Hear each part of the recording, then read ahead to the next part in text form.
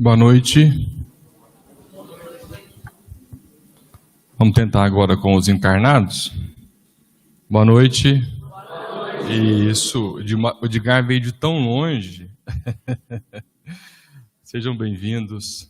É uma alegria recebê-los a todos nessa noite tão especial para o nosso coração, quando nós temos a oportunidade de juntos refletirmos sobre os desafios da vida que se apresentam como oportunidade. Então é nesse clima de gratidão que nós recebemos a todos vocês, também em especial aqueles que nos acompanham nesse momento pelas redes sociais e pelos canais que retransmitem as lives que são realizadas toda semana. Vamos à prece em busca da proteção para o nosso encontro da noite. Lembrando a recomendação de Jesus, quando ensina os apóstolos e a todos nós a forma certa de orar. Recomenda ele que adentremos o quarto e fechemos a porta. O quarto da intimidade, o quarto da conexão, o quarto que nos permite encontrarmos na solidão de nossas almas a presença amorosa do Pai, que espera por todos nós dentro. Recomenda a Ele que fechemos a porta dos interesses, do imediatismo, da incompreensão, da multidão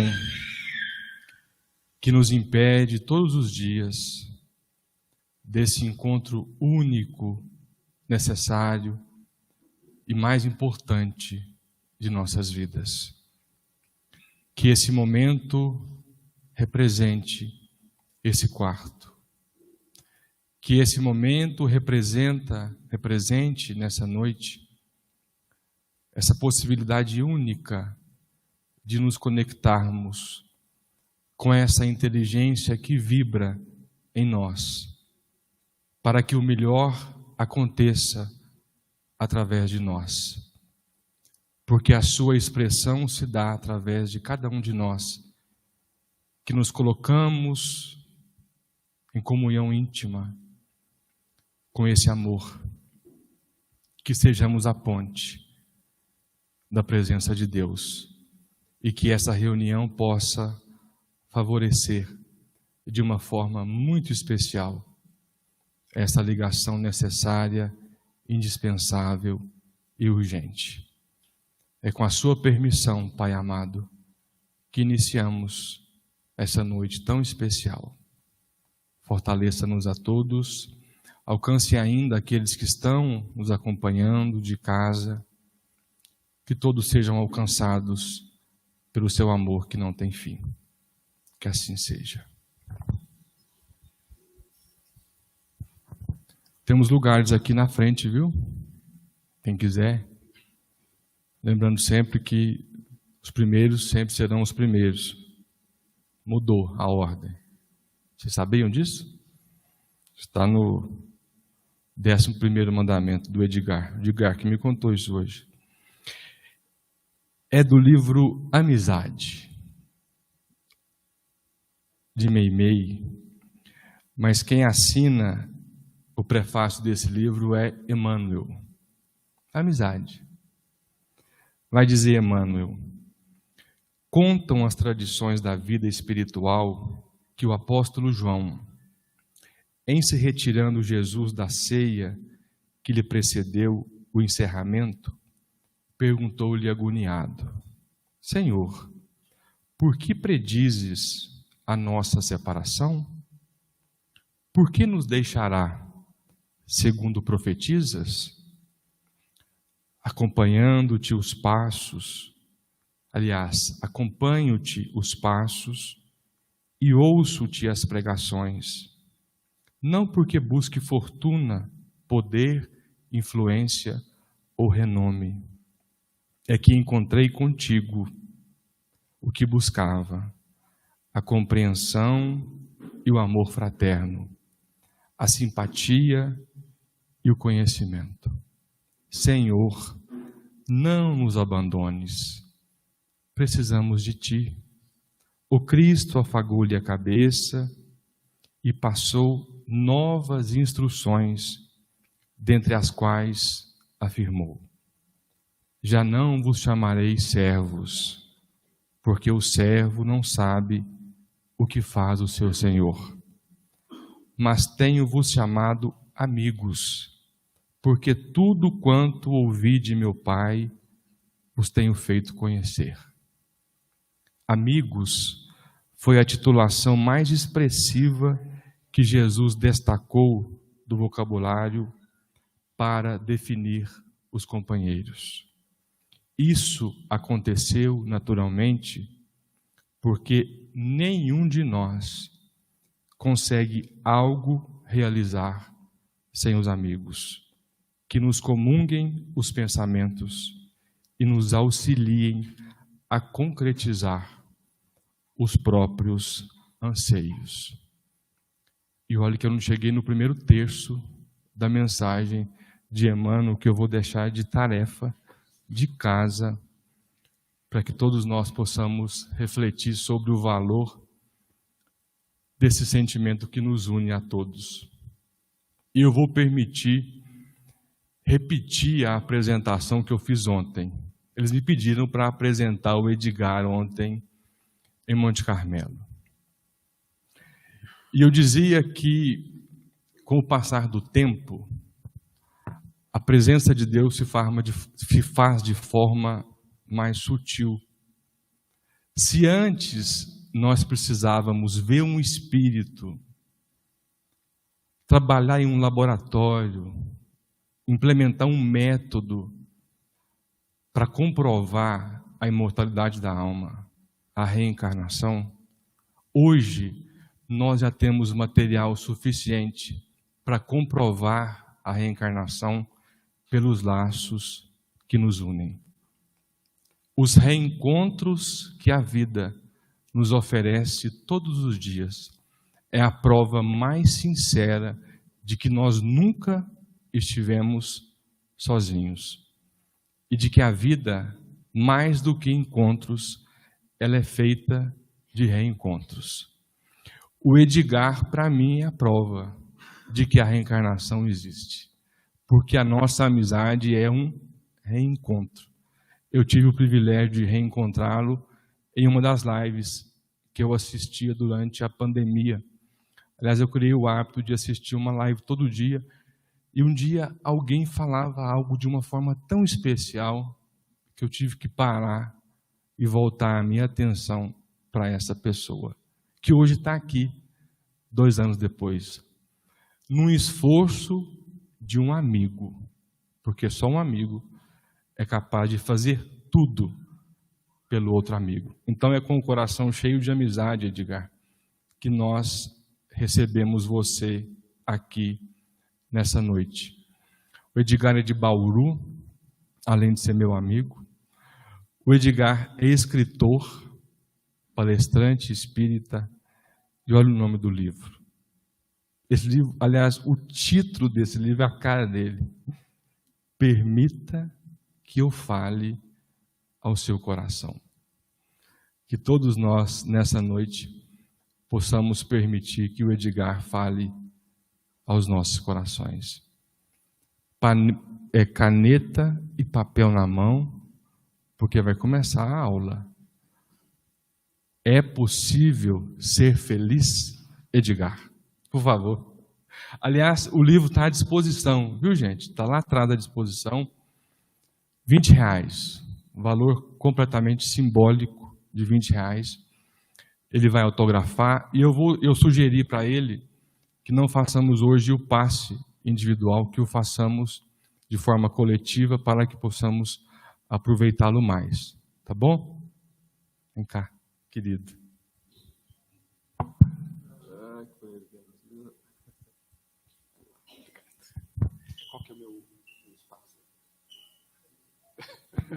Boa noite a todos.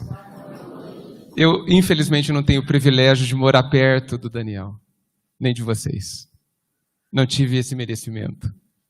Eu agradeço muito a generosidade dele e do pai por esse reencontro, e não só dele, mas de toda a família dele, de vocês, que me receberam com tanta hospitalidade. Eu me considero incapaz de retribuir, realmente. Muito bem, mas apesar de não ser capaz de retribuir, eu vou começar pedindo. Que ousadia, né? Pedindo que vocês não me deixem falando sozinho. Né?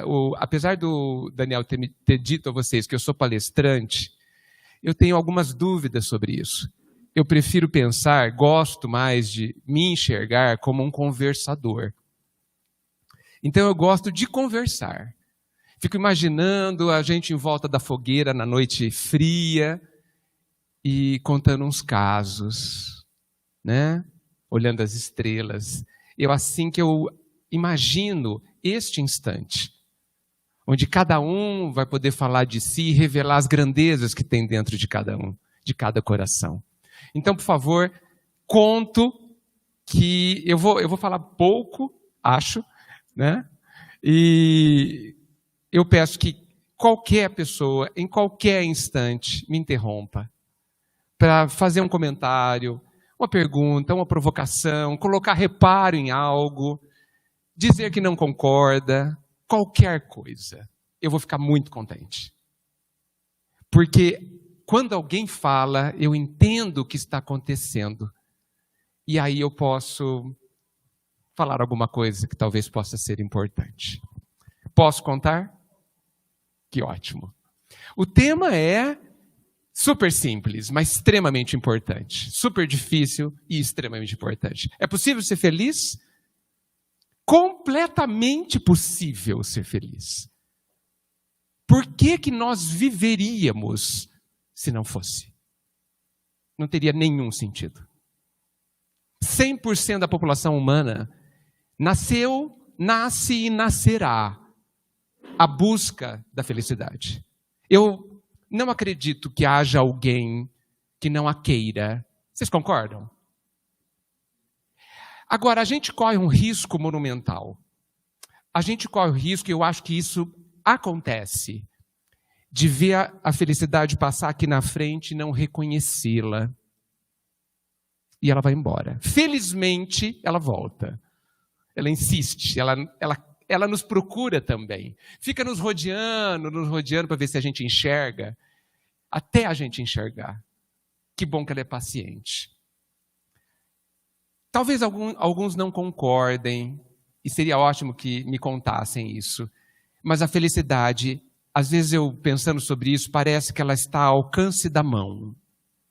Só precisa esticar o braço. Nem precisa dar passos. Olha o risco que a gente corre.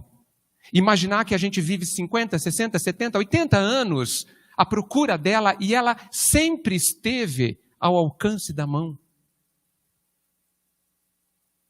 Me faz lembrar a frase de um poeta americano que diz que a pior coisa que pode acontecer ao viver é ao morrer descobrir que não viveu. E isso me faz lembrar essa questão da felicidade. Imagine que eu descubra ao morrer, ou muito idoso, de que a felicidade sempre esteve ali, sentadinha ao meu lado. Nós precisamos estar atentos a isso. Porque isso que eu estou dizendo pode ser verdade. E eu não sei se seria bom a gente correr esse risco. Vocês não acham? Eu sei que todos nós aqui estamos aqui em busca da felicidade. É possível que apareça na mente de vocês muitos motivos para estarem aqui hoje. Mas por trás destes motivos está a busca da felicidade. Eu tenho certeza. E ela está ao alcance da mão. É possível ser feliz? Respondo com muita facilidade. Sim. 1000 vezes sim.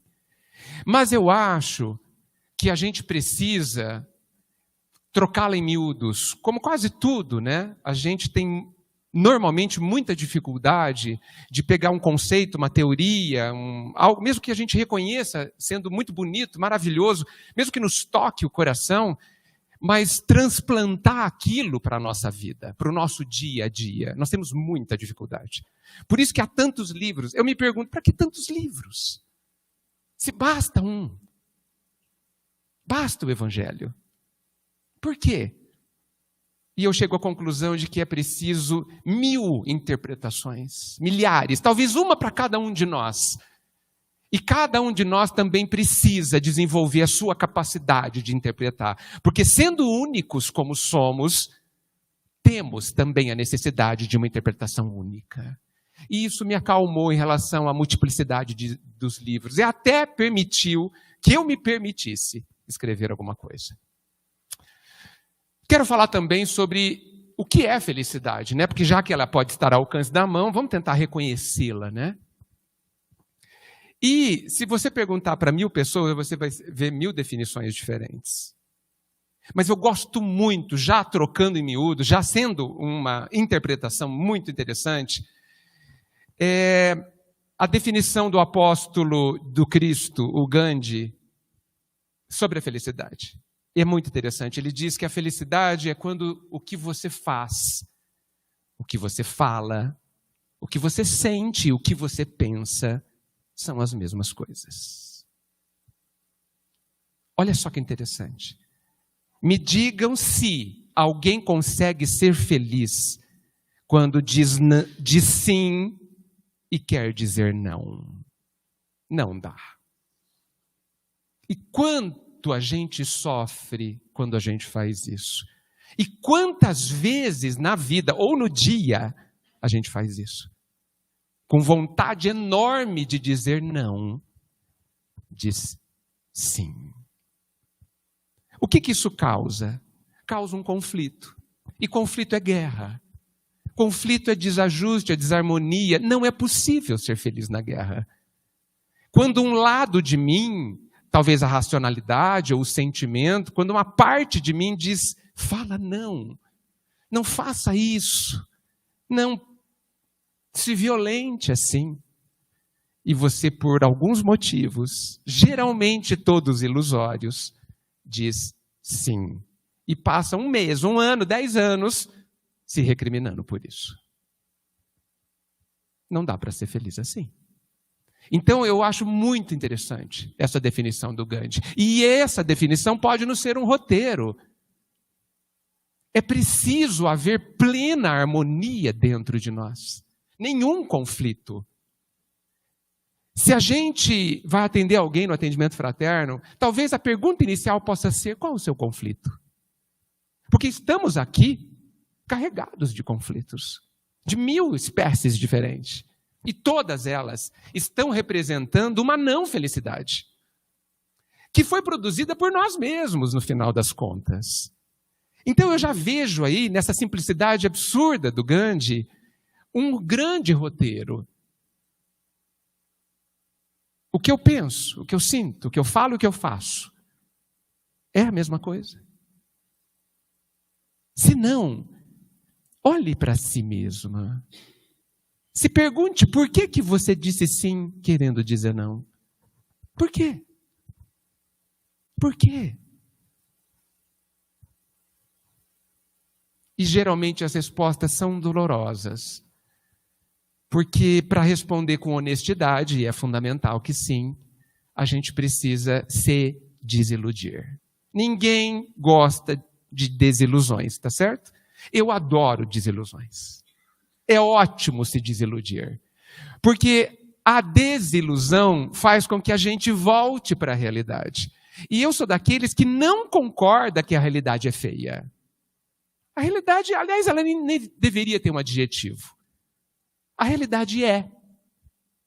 E partindo do conceito que a realidade é a expressão do amor do Pai, que ela, apesar de ter sido construída pelas minhas ações, ela é construída baseado nas leis divinas, ela é a melhor coisa que poderia me acontecer. Esta realidade que a gente não gosta, esta que a gente gostaria que fosse outra, esta que a gente gostaria de viver no lugar de uma outra vida, de outra pessoa, é o grande presente do Pai. Será que este entendimento não nos aproxima da felicidade? Olha a simplicidade. Eu imagino que a gente procura a felicidade nas situações mais complexas. Que a gente acha que vai ter que aparecer um filósofo e fazer interpretações que a gente nem vai entender e ele vai falar sobre a felicidade. Que vai ter que chegar um mestre aqui absurdamente evoluído e nos dizer, olha, o segredo que nunca foi dito é X. O segredo já foi dito. E ele se chama paz íntima. Para mim, no meu entendimento, e por isso abro para discussão, felicidade é sinônimo de paz íntima. É curioso que no Evangelho não está claro isso, ou está. Não consigo ver, felicidade é igual a... Mas interpreto eu que felicidade é a paz íntima. E a paz íntima é essa falta de conflito que o Gandhi nos disse. Então, o que eu devo trabalhar no dia a dia, que é isso que me interessa? Porque falar que a gente quer ser feliz, não falei nada de novo. Ninguém, não é nada de novo. O que me interessa, o que nos interessa, penso eu, é como é que eu faço para ser feliz, tá certo? Isso que interessa, o como. Nós já fomos informados o que a gente precisa fazer. Já fomos informados. Já sabemos. Não sabemos. Já tomamos ciência disso. Porque só sabe quem faz, né? Como a gente não faz, a gente não sabe. Mas a gente tomou ciência, a gente não pode falar que a gente não teve ciência. Já assinamos, ciente. Agora, a nossa função é transplantar isso para a nossa vida. Um dia me disseram, numa simplicidade linda, que se eu quiser mudar a minha vida, basta que eu mude alguma coisa que eu faça todos os dias. Não é simples. Se eu quiser mudar a minha vida, basta que eu mude algo que eu faça todos os dias. Então imagina que você reclame 100 vezes por dia. Aí você decide, então, seguir essa dica e fala assim, agora eu só vou reclamar 50 vezes por dia.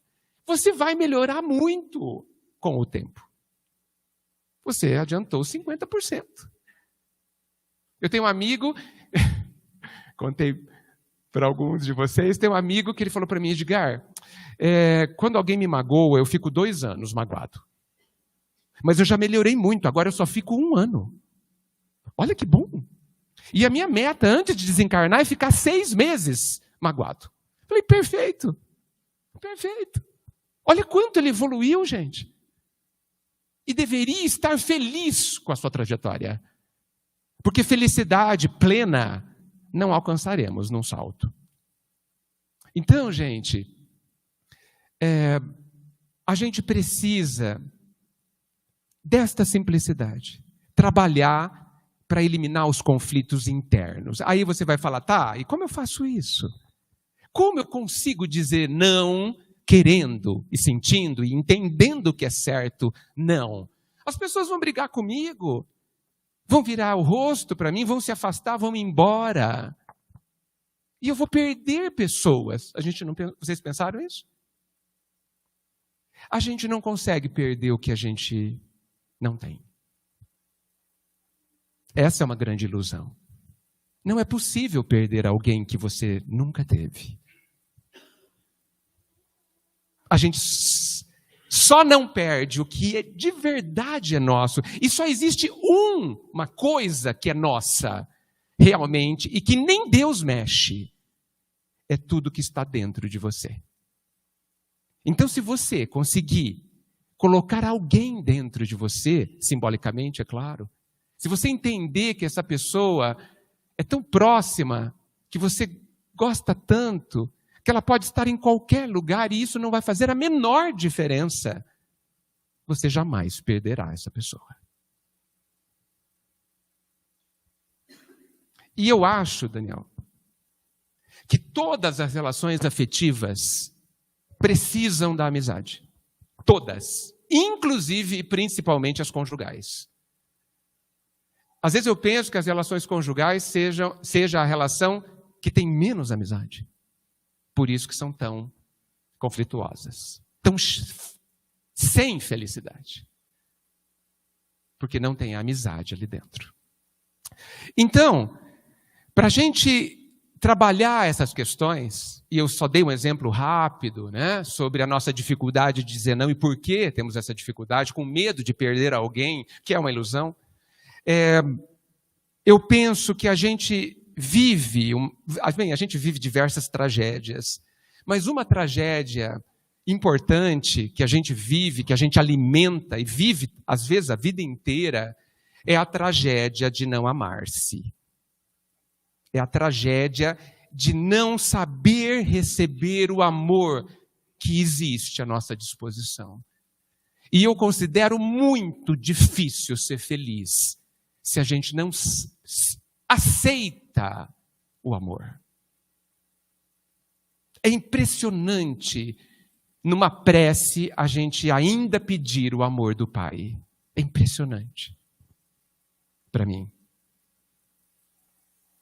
Porque esse pedido implica em pensar que a gente acredita que esse amor não existe na nossa vida.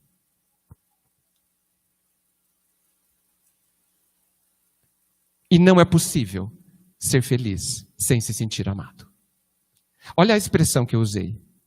Não é possível ser feliz sem se sentir amado. Não é não sendo amado. Nós somos amados. E a gente precisa internalizar isso de alguma forma. Paulo diz que nada pode nos afastar do amor do Pai. Podemos matar muita gente, 10, 20 ou 30. Não vai fazer a menor diferença em relação a esse amor. Não tem a menor diferença. Não muda. A gente precisa abandonar o que aprendemos lá na Idade Média, né? Que o Pai do céu vai ficar triste com a gente se a gente fizer bobagens. Né? O Pai vai nos abandonar e nós vamos para o inferno. A gente precisa ressignificar isso, jogar fora. Não nos foi muito útil, não é mais. Nós já avançamos, amadurecemos. Não precisamos mais do medo desta forma. Mas para isso eu preciso aceitar. E isso é de uma dificuldade imensa. Me corrijam. Aceitar que eu sou amado, mesmo falhando tanto.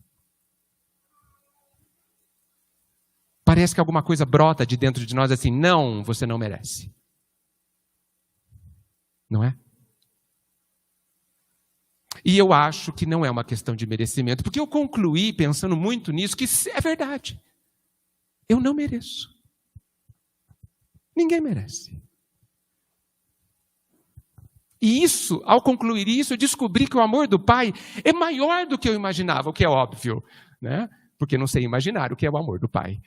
É muito maior, porque Ele me ama, Ele nos ama, sem que a gente mereça. E nos ama sem que a gente precise merecer.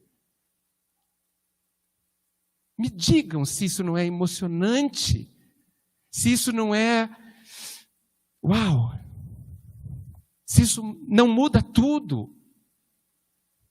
Eu não preciso merecer.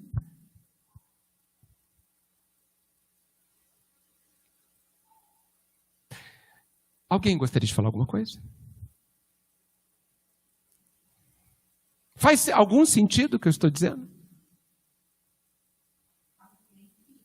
Como?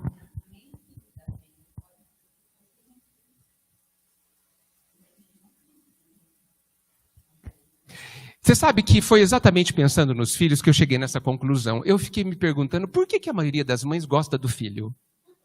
É muito estranho isso. E gosta do filho a hora que sabe que está grávida. Eu falei assim, eu não entendo. Essa criança só vai dar trabalho. Nos próximos 50 anos vai ser a preocupação constante da mãe e do pai. Por que que você gosta de alguém assim? Eu sei que a gente ri, mas é sério. Não tem sentido. Vai dar um trabalhão, vai ter as dores do parto, vai ter as dores da cesárea. Nossa, você vai mudar completamente a sua vida e você ama essa criatura? Não entendo. E eu me perguntei por que ama. E cheguei numa conclusão, não sei, as mães presentes podem confirmar. Eu acho que as mães, a maioria das mães, amam o filho porque ele existe.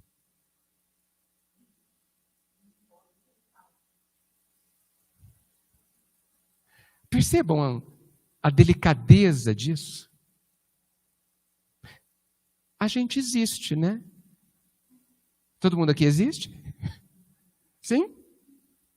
Esse é o motivo, talvez, de sermos amados pelo Pai. A gente existe.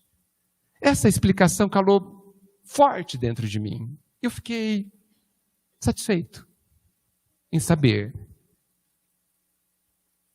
que antes de eu pensar, de ter essa capacidade, antes de eu, pela primeira vez, ousar falar a palavra Pai, me referindo ao Senhor, Ele já me amava porque eu existia.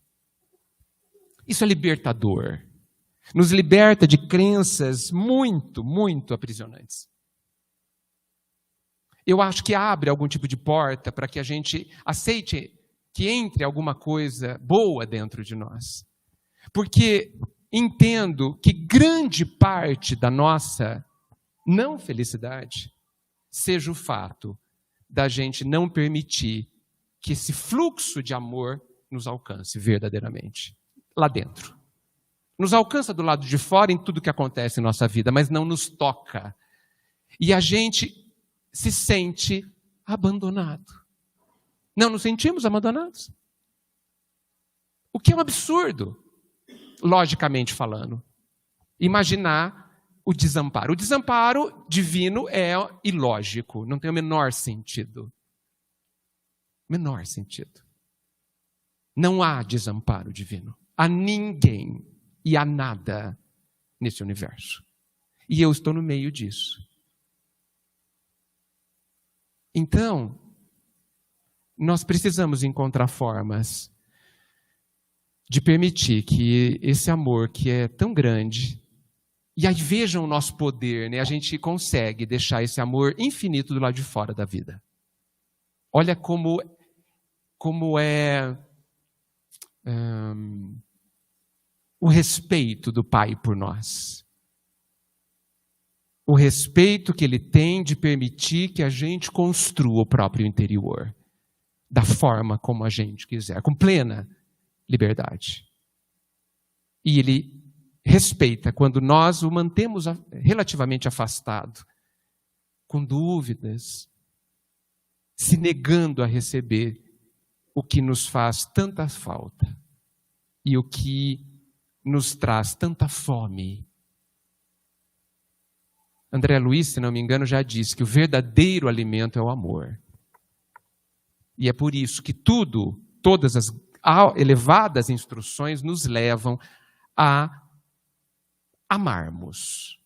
Não sei se vocês já perceberam, no Evangelho não tem nenhuma informação sobre como ser amado. Nenhum conselho sobre, você quer ser amado? Faça isso. Não existe nenhum. Eu não vi. Eu fiquei pensando, será que Jesus esqueceu? Porque o mundo inteiro só quer isso, não quer, gente? O mundo inteiro se movimenta. A gente vende o corpo e a alma para que nos amem. E não está no Evangelho. Tem alguma coisa errada. De fato, tem mesmo.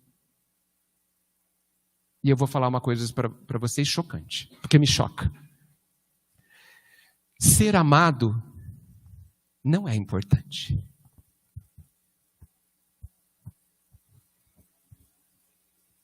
Amar é importante. Mas toda a nossa vida está orientada a buscarmos que nos amem, a sermos amados. E é tão louco que ao sermos amados, nos bloqueamos e não deixamos. Tudo isso, gente, impede que a felicidade ocorra. Tudo isso. E é preciso que a gente desconstrua. Se a gente eu poderia continuar falando muito, dar outros exemplos. Mas não vamos nos intoxicar de muitas coisas. Porque se a gente mexer em uma dessas coisas que eu coloquei, no meu entendimento, é claro, e precisa passar pelo pensamento crítico de vocês, já vai ser amplamente suficiente. E outras portas se abrirão. E nós vamos começar a sentir agora, a partir do começo da mudança, algo diferente. Porque eu acredito que o Pai nos paga à vista. À vista. Esse negócio de ficar esperando para a próxima encarnação para ser feliz, eu acho muito chato. Né? Acho muito chato. Eu quero ser feliz agora. Eu acho que vocês também. E nós podemos estar ao nosso alcance. Mas já falei demais. E aí, gente? O que vocês acham disso tudo? Possível? Difícil? Aonde é difícil? Não, é tudo bobagem, a história é outra. O que vocês me dizem? Qual é a dificuldade? Qual é o problema? Consegue me ajudar? O Evangelho já diz para nós, né? A felicidade está nas nossas mãos. Vai deixando escapar todo mundo. Estica o braço e pega. É sua. Pode pegar. E Jesus sempre fala, sim, sim, e não, não. Nós não podemos falar sim às coisas que não convém. Uhum. Sim. Não podemos, mas a gente fala. Nós falamos. E aí sofremos interiormente, né, seu Vicente? Sofremos interiormente. Nos recriminamos, por que eu fiz isso? E faz parte do processo, quando a gente faz isso, de querer que alguém nos ame, que o mundo nos aceite, que o mundo nos aprove, que o mundo nos diga qual é o nosso valor, que é outro absurdo sem tamanho. Quem é que sabe o meu valor? Só eu. Ninguém mais. Às vezes nem eu ouvi alguém me dizendo, né? Principalmente quando a gente acredita no absurdo de não termos o valor. A maioria de nós acha que cada um é um lixo, inclusive. Tá certo? Olha que crueldade que a gente faz conosco. Isso não tem nada a ver com lei de ação e reação, viu, gente? Não tem nada a ver com nada. Tem a ver com um pensamento, uma forma de ver profundamente enganada, que a gente alimenta. Porque escolhe alimentar. Está lá, nas causas atuais das nossas aflições. Não tem nada a ver com o passado. Tem a ver com o presente. Com a forma como eu penso. Com a forma como eu decidi, escolhi pensar. Mas o que mais? Alguém gostaria de dizer algo?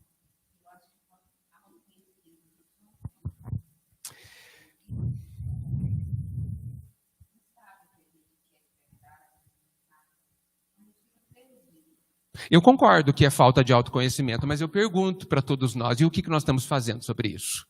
De verdade. A gente coloca na nossa vida 1000 projetos. Preciso construir uma casa, preciso educar meus filhos, preciso fazer isso. Aonde está o projeto de eu descobrir quem eu sou? Aonde? Alguém tem? E não é aquela conversinha de final de ano. Não, eu vou na academia em janeiro. Não é, né? Projeto significa como vai ser, qual é a data e onde. Isso é projeto. Isso é uma coisa mais concreta. E não um sonho. Aí, não, eu vou fazer. Quando? É importante ou não é, gente?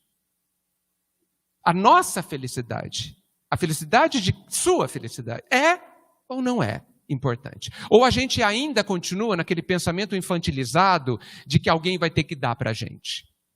De que alguém vai ter que chegar e me fazer feliz? Isso as crianças acreditam. Tomara que nem elas. Eu acho que a história, aquelas histórias que a gente conta para as crianças, Príncipe Encantado, Cinderela, tal, deviam ser proibidas. Olha eu meio ditador agora. Né? Vamos mudar. Deviam ser classificadas como histórias de terror. Porque o problema é que a gente acredita nelas. E cresce acreditando que vai chegar um príncipe num cavalo branco e vai me salvar de mim mesmo.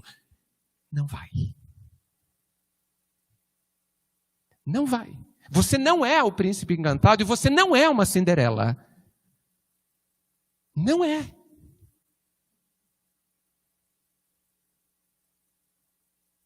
Ah, mas eu sonhava. Sonhou errado.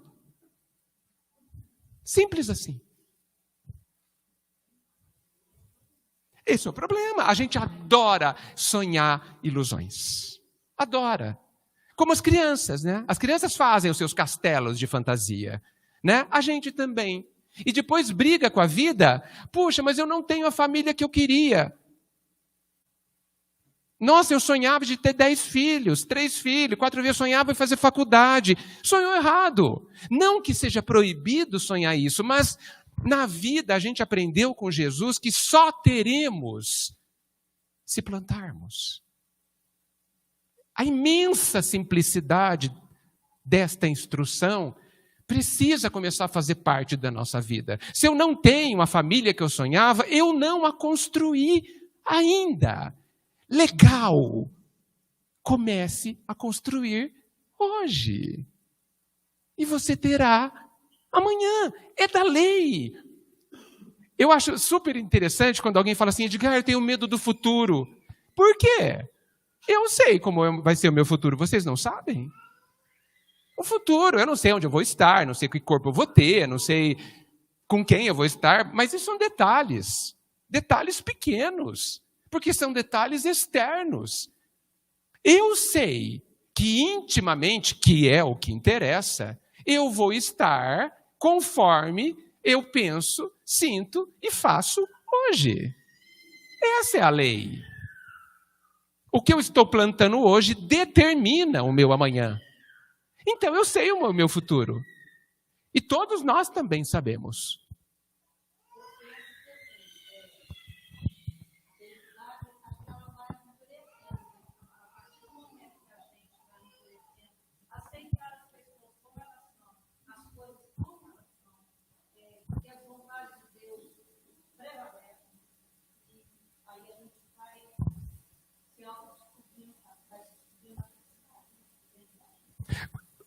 Se todo ouviu o que ela disse que conforme a gente vai respeitando as pessoas, aceitando as pessoas como elas são, e entendendo que a vontade de Deus é bem mais interessante que a nossa, apesar de a gente não concordar, né?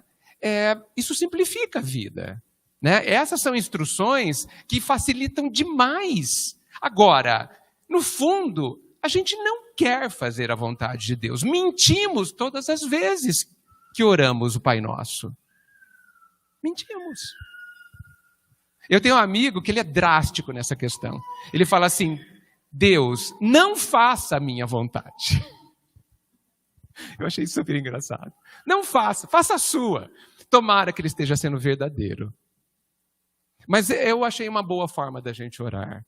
Olhar para as pessoas como elas são, sem esperar o que elas não podem dar.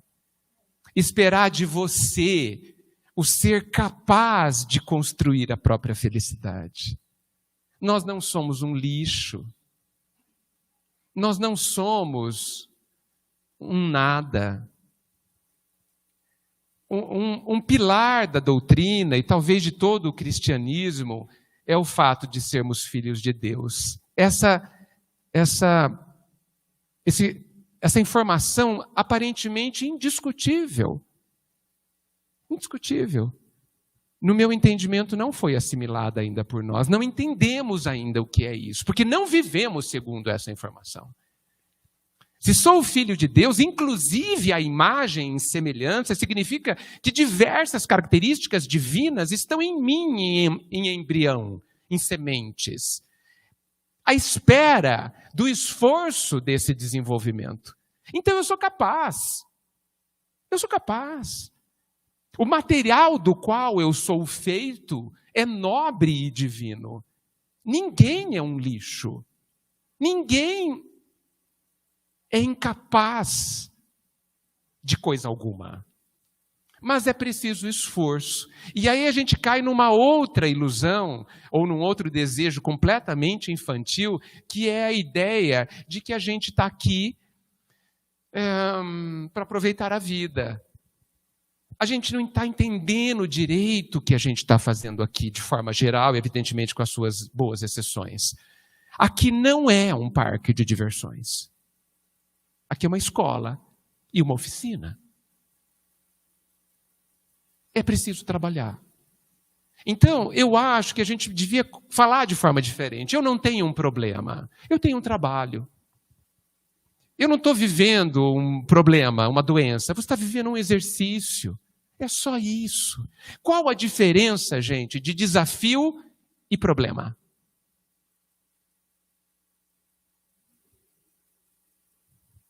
Um problema você não gosta de ter e desafios muitas vezes você gosta. Trabalha numa empresa e analisa o que você sente quando o patrão, o chefe, o líder, dá para o seu companheiro um projeto novo, um trabalho novo. Você fica com ciúmes. Você fala, puxa, ele acha que eu não sou capaz. Por que deu para ele e não deu para mim? Essa oportunidade. Então, a vida nos dá oportunidades. Não dá problemas. Essa palavra não existe no vocabulário divino. Tragédia é uma palavra absolutamente humana. Nós temos desafios, oportunidades, exercícios. E olha, eu gostaria de ampliar esse conceito, porque isso tem muito a ver com a perspectiva de felicidade. Eu chamo de exercícios toda situação.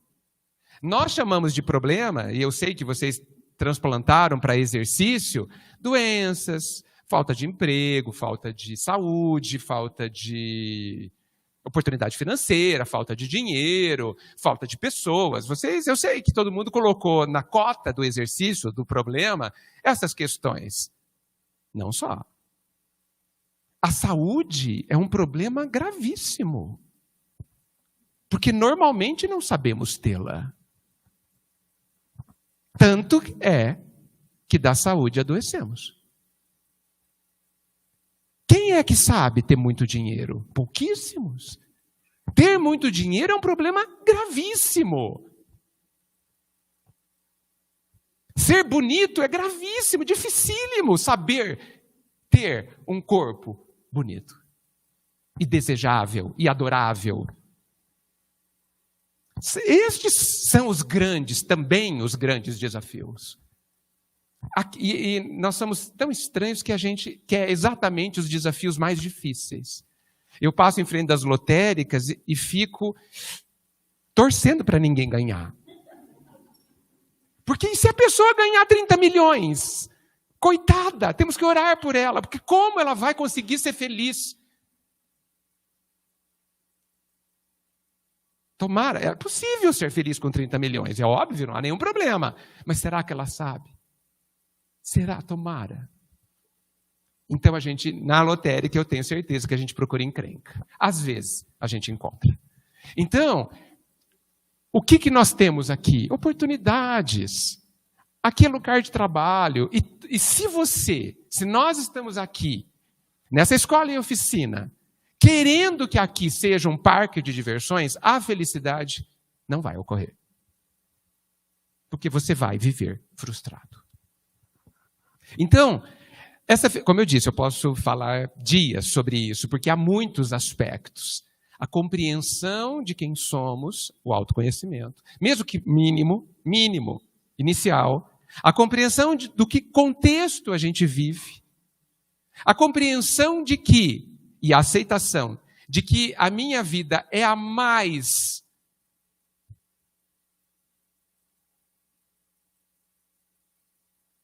maior oportunidade, é a vida mais perfeita a me trazer felicidade, se eu a entender, isso muda tudo. É esse o pulo do gato de tal alcance da mão, porque eu não preciso mudar a minha vida para ser feliz. Eu só preciso mudar os meus óculos, que é a forma como eu vejo. Por isso entendo que a doutrina e o Cristo são uma forma de viver. Não é uma religião. Não é tanta coisa. É uma forma de viver. Só isso. E se a gente não permitir que ela seja isso, talvez a gente não consiga aproveitá-la.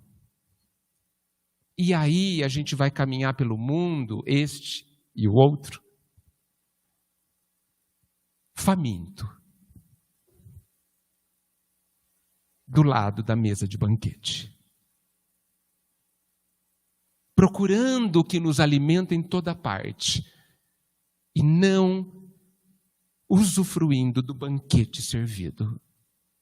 Nenhum outro é melhor do que esse, que é o Cristo, ampliado pela lente da doutrina. Nenhum outro. Ele está ali à disposição, ao alcance da mão igualmente. E a gente continua morrendo de fome. Escolhas. Nada mais do que a nossa escolha sobre como pensar e como sentir. Nada mais que isso.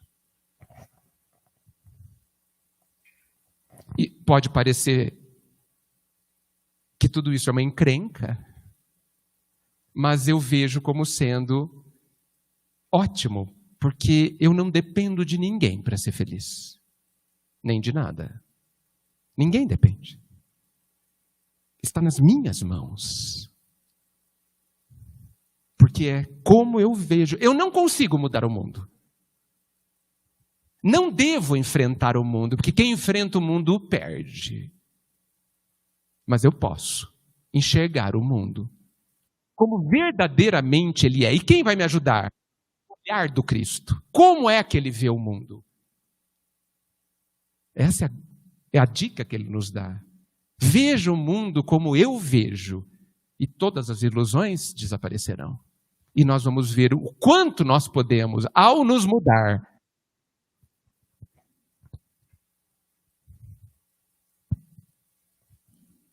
e aí, gente? Faz sentido? E o que a gente... Se faz sentido, a gente vai fazer o que agora? Nas nossas vidas. Porque essa palestra é absolutamente inútil se a gente não fizer nada. Ela não vale absolutamente nada, esse momento, se a gente achar legal, nossa, legal, faz sentido, puxa, não tinha pensado nisso. Que legal. E a gente virar as costas e continuar vivendo exatamente como antes. O que nós vamos fazer agora?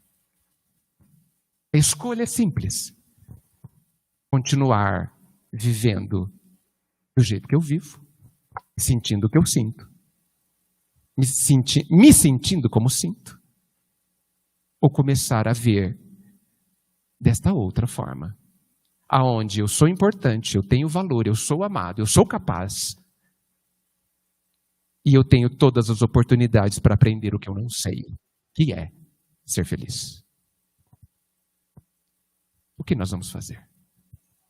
Será que já não tivemos tempo suficiente para fazer todas as análises? Para concluir qual é o melhor caminho? Será que já não sofremos o suficiente o resultado das nossas ações para a gente avaliar o que vale a pena e o que não vale? Ou nós precisamos de mais lágrimas?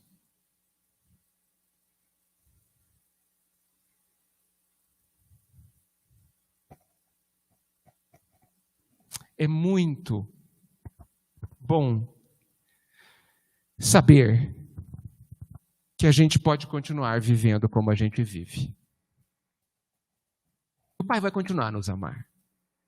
E quando a gente voltar, a gente vai ser acolhido. Nós somos o filho pródigo. Tomara que a gente esteja voltando e não indo. Tomara. Eu adoro o fundo do poço. E aí nunca mais vão querer que eu venha. Eu vou falar agora. Tomara que vocês estejam no fundo do poço. É um ótimo lugar. Porque pode ser o ponto de inflexão. Pode ser... Tomara que os corações de vocês estejam exaustos.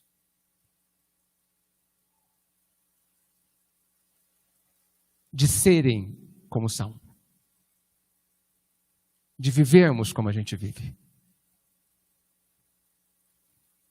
Porque essa é a hora da virada. Essa será ou é a hora da virada.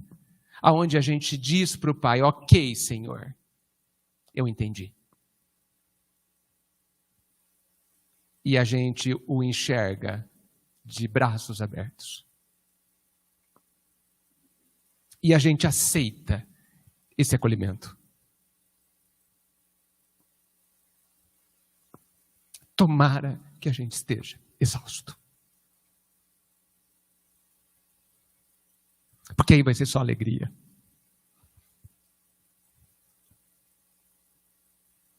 Está ao alcance da mão. Não precisa chegar no fundo do poço, ok? Não precisa. Mas é uma opção, às vezes muito utilizada. Ok? Daniel, o pessoal está me deixando falar sozinho aqui. Tá. E aí? Alguém quer falar alguma coisa?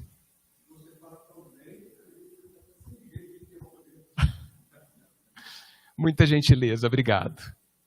Mas eu preciso que vocês me direcionem sobre o que falar. Porque assim, eu acho uma ousadia do palestrante decidir o que vocês vão ouvir. Não é uma ousadia. Nem sei se fui eu, foi Daniel? Acho que foi Daniel. Eu gosto quando alguém local diga o tema, porque certamente está relacionado ao público. Então, mas do que mais falaremos sobre isso?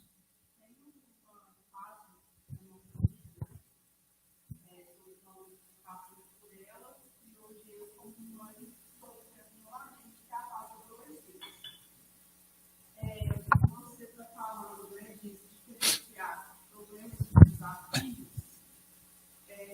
Acho importante a gente tratar com o adolescente dessa forma. Porque essa fase da adolescência é uma fase que a gente tenta se provar, se aceito na nossa cabeça. O adolescente acha que essa aceitação de livros, né, é uma forma de se sentir amado. Então, e às vezes pode influenciar diretamente no restante da vida. Sem dúvida, se todos ouvirmos, ela disse que a fase da adolescência é uma fase crítica, né? Aonde a gente normalmente não se sente amado, né? E faz qualquer coisa para ser aceito, né? É uma fase onde a gente busca um ponto de apoio, um ponto de equilíbrio, né? Eu fico também me perguntando o que fazer com o adolescente. Lembro-me da instabilidade interna que eu vivi, óbvio, e talvez todos na adolescência. E eu só consigo chegar numa conclusão que, mais do que tudo, essa criatura chamada adolescente precisa ser amada. E eu não gosto de falar essa frase que eu acabei de dizer, porque entendo, eu não sei o que é o amor. Não sei. Então é quase como se eu não tivesse dito nada. É uma frase boa, eu sei. Mas o que ela significa no final das contas, lá no dia a dia, a hora que o adolescente está trancado no quarto? Nada. Certo? Vou tentar trocar em miúdos. Mas para isso, eu preciso dar um passo atrás e dizer que nós vamos ser bastante imperfeitos ao amar, se não nos amarmos. A gente é muito estranho, mas a gente ouve 1000 vezes qual é a lei máxima, mas parece que alguma coisa na nossa mente joga fora uma parte. Amar ao próximo de que jeito?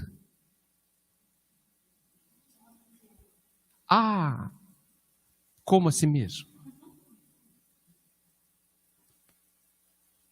Então tem que ser como a si mesmo. Eu acho que as nossas relações afetivas são ruins, porque são, né, gente? Convenhamos. Porque a gente ama o outro como a gente ama a si mesmo. Muito mal. Já que não... Porque eu só sei o que sei. Se eu não sei me amar, eu não sei amar criatura alguma. Então, eu preciso dar um passo atrás, e tomara que a gente tenha dado um passo atrás antes da adolescência da pessoa, não é? Porque depois não dá tempo, né? Aonde eu olhe para mim e eu me escute, pelo menos. Eu penso que nós, na nossa vida, somos o grande esquecido. A gente lembra do mundo inteiro. Quando nascem os filhos, geralmente a gente embarca numa questão de ter que dar tudo para os filhos. Não sei quem que inventou isso. Porque não é para dar tudo para os filhos, no meu entendimento. Porque tudo é tudo. E a gente não precisa, não pode ter tudo. Talvez a frase correta é: eu devo dar todo o amor, se eu descobrir o que seja isso. Então, nós precisamos dar o não para os nossos filhos. A gente precisa ensiná-lo a viver que ele não é todo-poderoso, não é um tirano que tem tudo a seus pés e todos a fazer os seus desejos. Há muito a ensinar. O processo educacional no âmbito da emoção quase não é feito. A gente ensina matemática, mas eu não consigo usar matemática quando eu vou me relacionar com alguém. E aí eu começo a me relacionar com alguém sem me conhecer, sem saber, inclusive, que é o sentimento que eu estou tendo, confundindo a carência com amor. E a gente nem percebe o que diz, a gente fala assim: eu preciso de você. E todo mundo acha bonito, né? Ai, ele precisa de mim, que bom. Não é bom. Porque quando eu falo eu preciso de você, eu não estou falando de você. Eu estou falando de mim. É completamente egoísta. Não é? É diferente eu falar: você é especial. Agora eu estou falando só de você. E a gente acha lindo, fala: sentir sua falta. Acha lindo isso. Quem sentiu falta? Eu. Não tem você no meio. Só eu. E às vezes, se não for você, outra pessoa, está ótimo.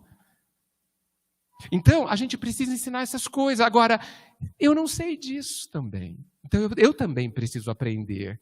Então, é muito interessante. Se imagina que eu te diga que, daqui a 10 anos, eu vou trazer uma pessoa de outro país e você vai ensinar tudo para ela. Tudo bem? Ensina como viver por aqui, né? Como que a gente come, como a gente fala, como a gente funciona por aqui. Tudo bem? Mas eu falo para você, você tem 10 anos para se preparar. Porque vai ser uma tarefa difícil. Ele vai chegar aqui sem falar português. Você vai ter que aprender a se comunicar com ele.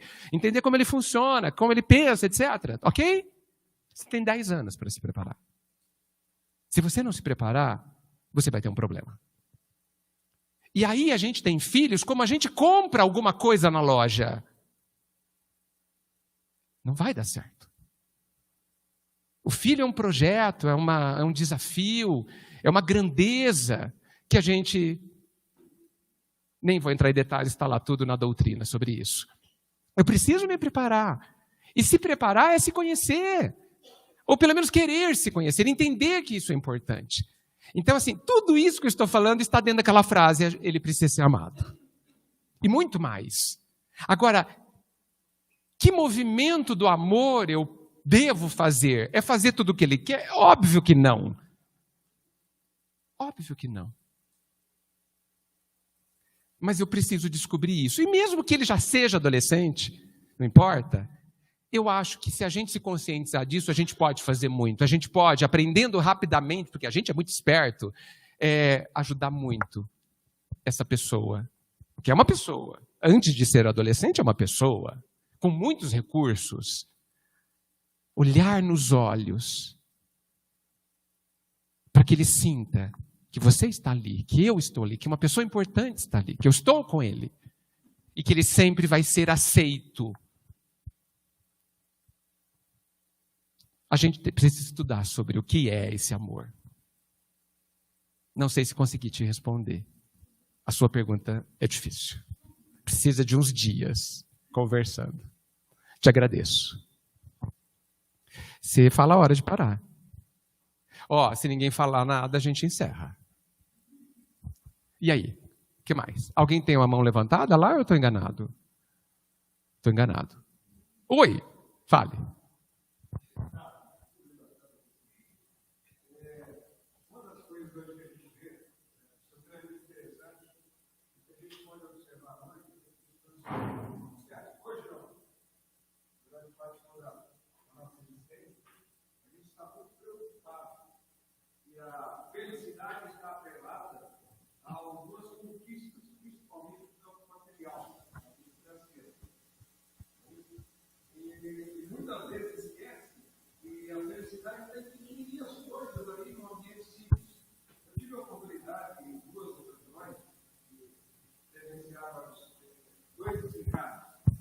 Uma de um senhor, uma pessoa que trabalhou muito, lutou muito, conseguiu conquistar muito dinheiro, cultura, propriedade, era um poderoso muito grande e afamado na vida. Mas no seu momento ali de desencarne, tinha 2 pessoas. E ele olhou com o olhar muito triste e falou: olha, eu daria tudo que eu tive para fazer apenas diferente.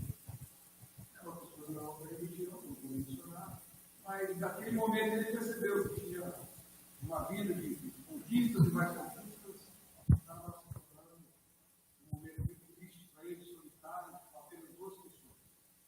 E a segunda ocasião que eu estive presente, é uma senhorinha, ela se casou, logo, não conseguiu ter filhos, problemas, não conseguiu gerar, então, mas era uma pessoa muito alegre, tinha uma vida muito simples, mas eram as pessoas que participavam de tudo que era evento, novena, festa, tinha na região, e o marido dela morreu aos 33 anos, isso era para os seus 28, sozinha, praticamente sem família, morava na roça, e eu conheci essa pessoa. Porém, no dia do seu desencarne, estava muito ruim, não tinha saído do hospital, eu falei: olha, mas eu não vai ter a semana de vida. E todo mundo visitava, a casa dela devia cheia de gente o tempo inteiro. E aí chegou ali que ela estava muito ruim, os vizinhos foram avisando. E a casa dela encheu de gente, de pessoas. E ela, naquela hora, começou a se sentir que o momento estava chegando. Ela falou: gente, pelo amor de Deus, chama um médico para mim. E teve gente que estava fazendo um baita de um agora. Então, assim, como ser feliz? Nem sempre o dinheiro traz felicidade, nem sempre a pobreza é a desgraça absoluta e a infelicidade das pessoas. Você agora, se puder desdobrar isso. Nada fora de nós nos trará felicidade. Penso assim, nada. Tudo que diz respeito à felicidade precisa acontecer dentro da pessoa. Penso, inclusive, não contrariando Kardec, que a vida verdadeira é interior. O lugar verdadeiro é espiritual, como Kardec diz, assim interpreto. Mas a vida verdadeira que eu estou vivendo, que cada um de nós está vivendo, é absolutamente íntima. Se você pega um casal, onde o filho acabou de passar na faculdade em Manaus, bem longe, e pergunta para o pai: e aí? Eu estou muito contente, meu filho vai ser não sei o quê, nossa, era o que eu sonhava. Pergunta para a mãe: nossa, será que ele vai comer bem? Nossa, estou muito preocupada. E agora? Será que ele vai dormir? Quem vai cuidar dele? É o mesmo fato exterior. E as vivências íntimas são completamente diferentes. Isso para mim indica que cada um de nós vive uma vida absolutamente particular, mesmo que o evento seja o mesmo.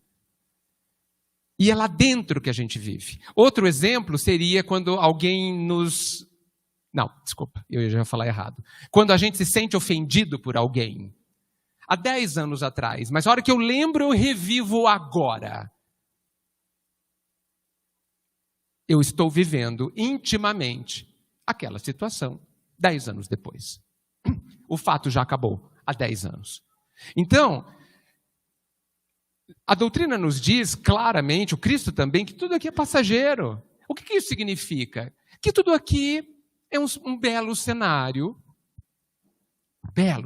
extremamente bem, inteligentemente, amorosamente bem construído e montado, para que a gente viva, cada um de nós, a melhor situação para as nossas necessidades. É só isso, o cenário é só para isso.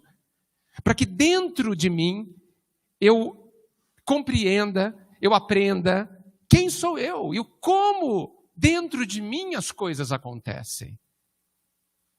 A gente vê em André Luiz, eu não vou me lembrar do livro, que eu não tenho essa memória, naquele livro onde ele acompanha vários desencarnes, obreiros, obrigado. Um deles tinha sido um grande trabalhador espírita, mas estava com extremas dificuldades para desencarnar. E André, questionando o mentor sobre isso, dizia assim, apesar dele ter feito muito, ele não fez muito para si, em si.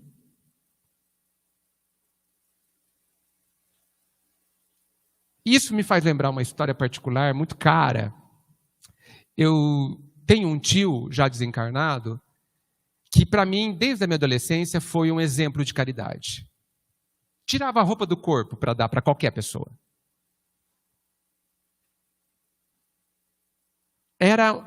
Minha mãe diz que desde pequeno ele falava assim, nossa, isso tem solução, calma, fica tranquila.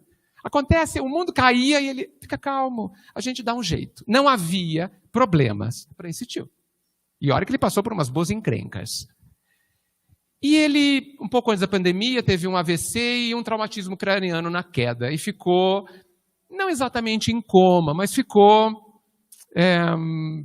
sem falar, abrindo um olho de vez em quando, sem se mexer na cama. 4 anos.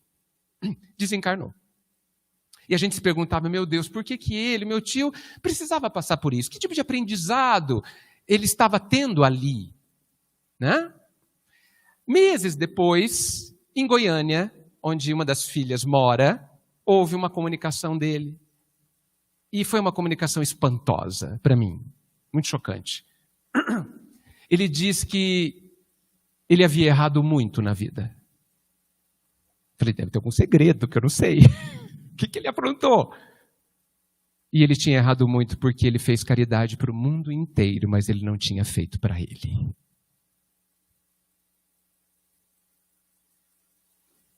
Isso é muito sério. O que a gente faz conosco é muito sério. Como eu disse ontem, lá em Monte Carmelo, eu tenho a impressão, tenho certeza, inclusive, que quando... Vou falar de mim, que é mais seguro. Quando eu desencarnar, a pergunta que eu vou me fazer ou vão me fazer não vai ser se eu cuidei de uma pessoa ou de outra, quantas palestras eu dei, se eu falei alguma bobagem ou não vai ser essa a primeira pergunta. Ou coisas assim. Eu acho que a grande pergunta que vão fazer vai ser: o que você fez com você? No que você se tornou? Porque eu estou aqui para isso. Para me tornar mais feliz. Não é isso o sinônimo de evolução? E voltamos, então, sem nunca ter saído do tema? A nossa missão é ser feliz. Essa é a grande missão. O resto é meio. Mero meio. E uma das tragédias que a gente vive é que a gente inverte. E de tanto viver o meio, começa a entender que o meio é o fim. Que o percurso é o objetivo. E a gente se entristece, dizendo assim, lá para os 80 anos, eu estou muito triste, eu trabalhava tanto no movimento espírita, e agora eu não consigo fazer mais nada. A gente não fala isso? Eu tinha tanta saúde, fiz tanto bem, agora não sei por que Deus não quer mais que eu trabalhe. Não posso sair da cama, meus joelhos doem. Estou aqui inútil. Falamos isso, né? Lá em Bauru falo, aqui eu não sei. Né? É um grande engano, no meu entendimento.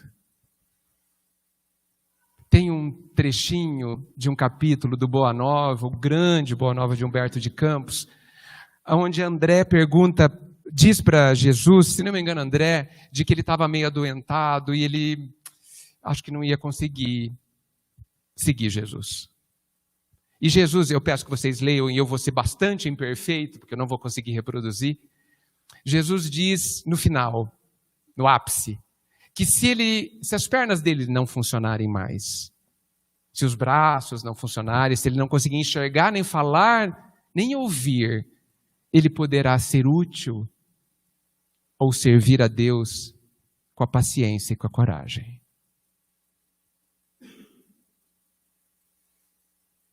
E ao fazer isso, nós estamos fazendo algo conosco. Nós temos responsabilidades com os nossos filhos, sem dúvida, sem dúvida.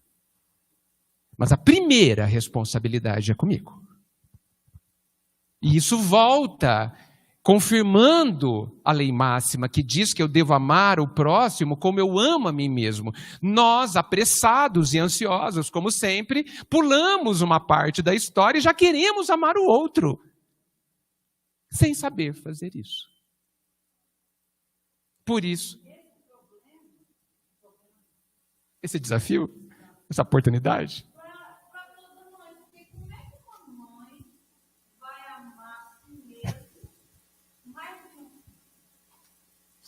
é esse o desafio. Tem. Você pode dizer que a gente não sabe fazer isso, e você estará corretíssima, a gente não sabe. E que bom que você não disse que é difícil. Porque o que eu mais ouço no movimento espírita, mas tal coisa é tão difícil. Me diga alguma coisa que eu não saiba. É difícil. Mas a gente usa o difícil como sendo uma muralha intransponível. Olha, é difícil, eu vou continuar aqui sem fazer nada, porque é difícil. Não. O desafio deve nos desafiar. Desculpa. O difícil deve nos desafiar. É difícil, mas eu sou filho de Deus. É difícil, mas eu sou capaz. E estou dentro de um contexto absolutamente favorável. A minha vida, do jeito que ela é, tem as melhores condições para eu aprender a ser feliz. As melhores. Não há outra. Porque o pai não manda o pior médico. Ele manda o melhor médico. O melhor remédio. A melhor estrutura de escola. A melhor lição. Sempre. Porque ele é amor e perfeito ainda por cima. Nós não sabemos fazer isso. Mas... E aí vem o grande problema no meu entendimento. Nós não estamos fazendo nada para aprender. Estamos deitados em berço esplêndido, falando assim, não sei fazer. Só. Muito cômodo. Muito cômodo. Só para dar um exemplo sobre isso. A gente vê as mães se sacrificando pelos filhos, né? No meu entendimento, quando você se sacrifica verdadeiramente, o sacrifício não dói. Nem devia chamar sacrifício. Porque já tem uma conotação de peso, né? O sacrifício tem uma conotação de algo pesado, algo que... ruim até. Mas o amor que se sacrifica, entre aspas, ele faz isso porque ele quer fazer isso, porque é inimaginável ele não fazer para ele. E aí não dói.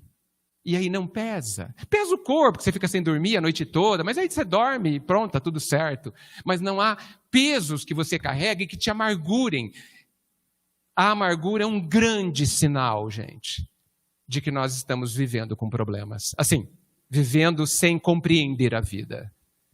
Não sei se vocês já perceberam, mas as crianças não são amarguradas. Nenhuma criança. As crianças podem ser tristes, mas não amarguradas.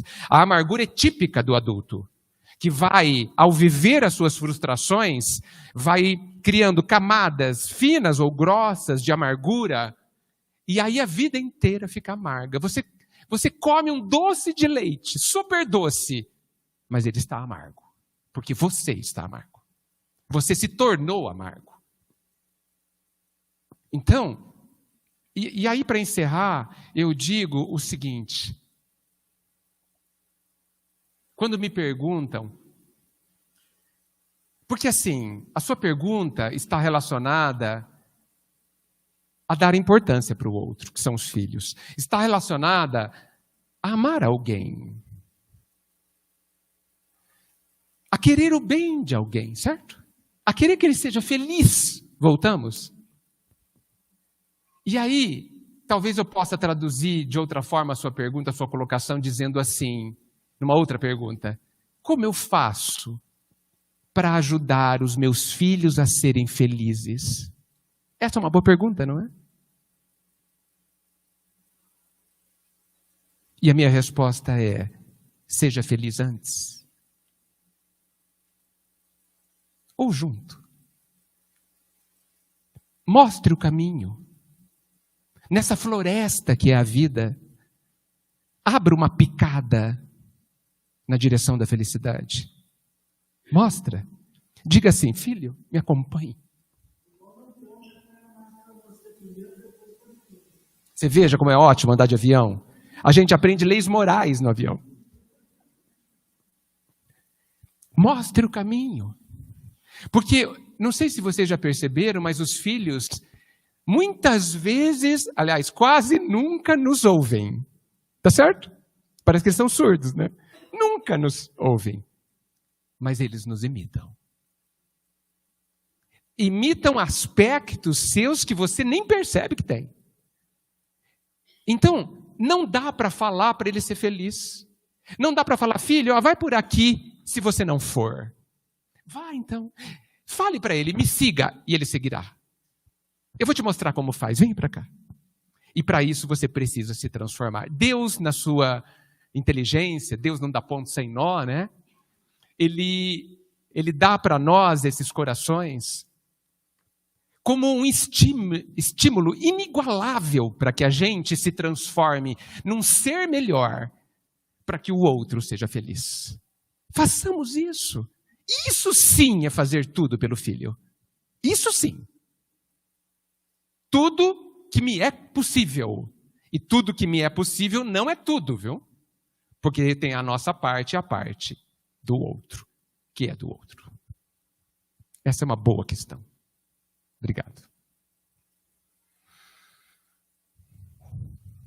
Eu acho que vocês já estão cansados. Vamos encerrar? Hã?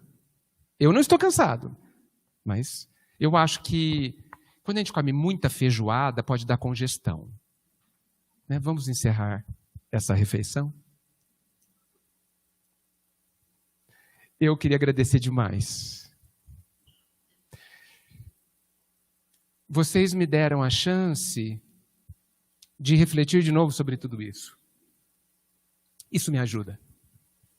E eu agradeço. Que Jesus nos abençoe sempre. Obrigado.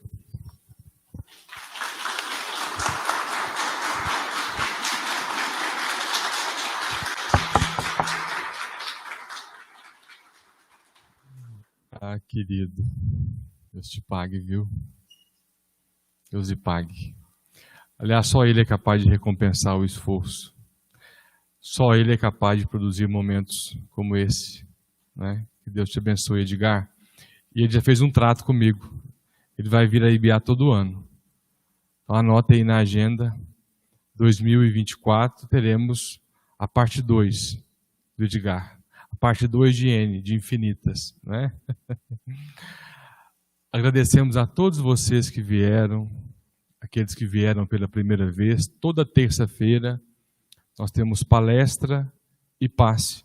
Hoje, como nós estávamos recebendo o Edgar, então uma forma de aproveitá-lo, veio de tão longe para falar para nós, nós faremos o passe coletivo, que igualmente nos alcança a todos. Lembrando que o livro estará ali à disposição daqueles que quiserem adquirir.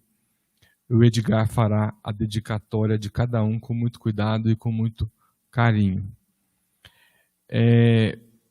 Como a misericórdia de Deus é muito grande, tudo que é bom vem acompanhado também de gente boa, não é?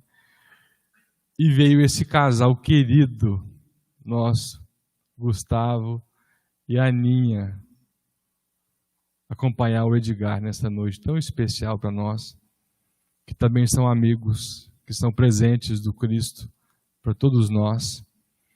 Então eu queria pedir ao Gustavo que fizesse a prece de encerramento para nós, em forma de passe, e que eles possam voltar mais vezes. A Aninha também, viu, Aninha?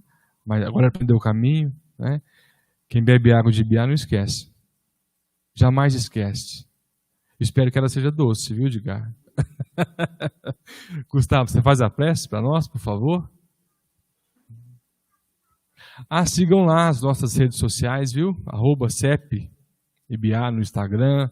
Essa palestra fica salva. Quem quiser ver, rever, indicar para a sogra. Minha sogra tinha que ter ouvido essa palestra e tal. Manda para ela o link, né?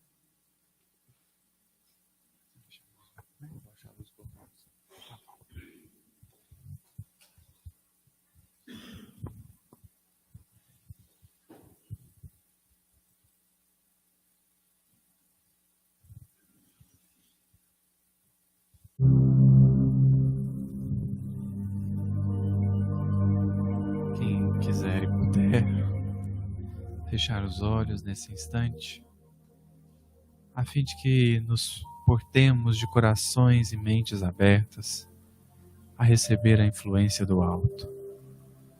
Pedimos o amparo e a proteção dos mentores da casa, a Paulo, Estevão, a Jesus, a Abigail e a tanta gente boa do plano maior, a nos envolver, a nos tocar o coração,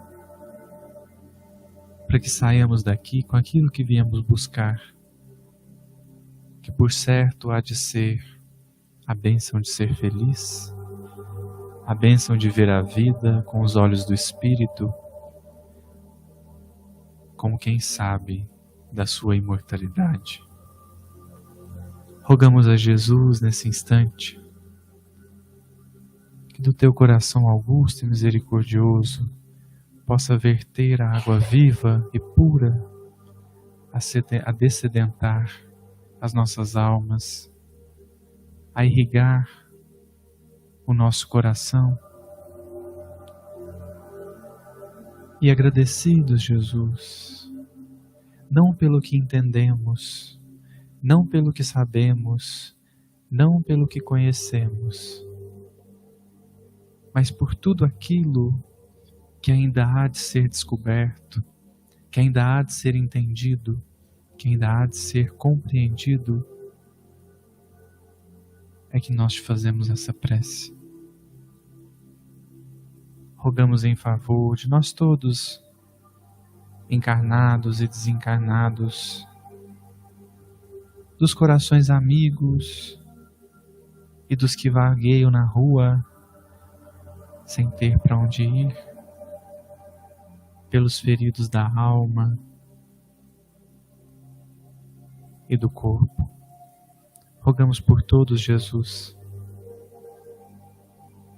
pedindo ainda uma vez que nos ajude a ser úteis, nos ajude a edificar em nós esse reino de Deus, para que frutifique fora em frutos de paz e de amor. Agradecemos, Jesus, que o Senhor possa estar conosco, mas que, sobretudo, nós estejamos contigo. E que assim seja.